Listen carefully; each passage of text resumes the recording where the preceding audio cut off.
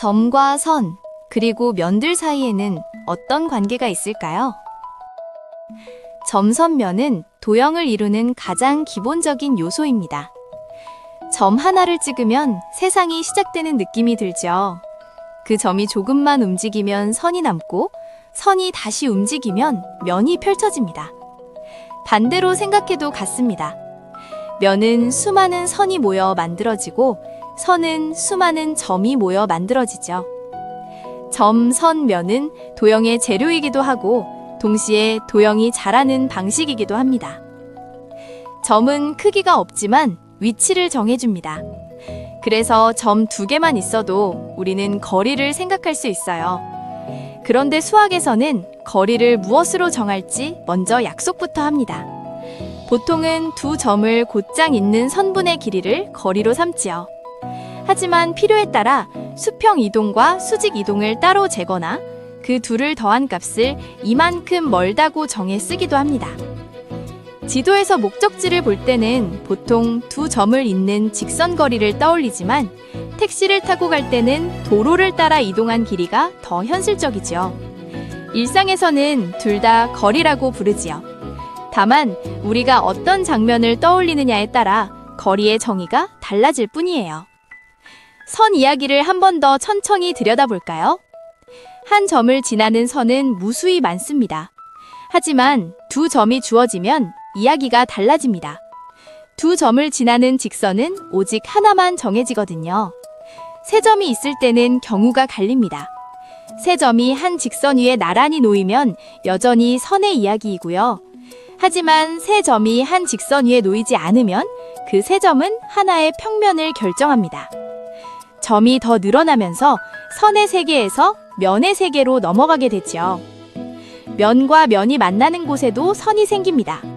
평면과 평면이 만나면 직선이 생기고 곡면과 평면 또는 곡면끼리 만나면 곡선이 생깁니다. 3개의 면이 동시에 만나는 곳에서는 하나의 점이 만들어집니다. 직육면체 상자를 떠올려 보세요.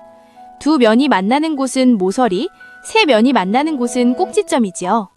이 역시 점, 선, 면이 서로를 만들어내는 한 장면입니다. 이제 만나는 방식을 정리해 보겠습니다. 점과 직선이 하나씩 있을 때 점은 직선 위에 있거나 직선 밖에 있습니다. 점과 평면이 있을 때도 마찬가지로 점은 평면에 포함되거나 평면 밖에 놓입니다. 평면 위의 2 직선은 겹치거나 한 점에서 만나거나 끝내 만나지 않기도 하지요. 그런데 공간으로 나오면 한 가지가 더 생깁니다. 서로 평행하지도 않은데 만나지 않는 2 직선이 있어요. 이걸 꼬인 위치라고 부릅니다. 직선과 평면의 관계도 정리할 수 있습니다. 직선이 평면을 뚫고 지나가면 한 점에서 만나고 직선이 평면 위에 놓이면 그 면에 포함되지요. 어느 쪽에도 닿지 않으면 우리는 평행이라고 말합니다. 공간의 2 평면은 서로 평행하거나 만나서 한 직선을 만들기도 합니다. 그리고 3개의 평면이 만나면 다시 점이 됩니다.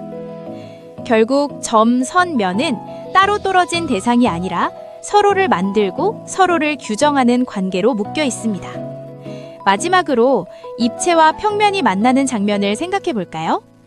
입체를 평면으로 가로지르면 그 만남의 흔적으로 단면이 생깁니다. 입체의 모양과 자르는 방향에 따라 단면의 모습은 달라지지요. 정육면체는 자르는 방식에 따라 삼각형, 사각형, 오각형, 육각형 단면까지 만들어집니다. 하지만 공 모양의 구는 다릅니다. 어느 방향에서 잘라도 언제나 같은 원이 나타납니다. 모양은 달라져도 관계는 그대로 남는 경우입니다. 점, 선, 면은 정의로 외우는 대상이 아니라 서로를 통해 드러나는 관계의 언어입니다. 그래서 수학은 모양을 넘어서 관계를 읽는 연습 쪽으로 우리를 데려가기도 하지요.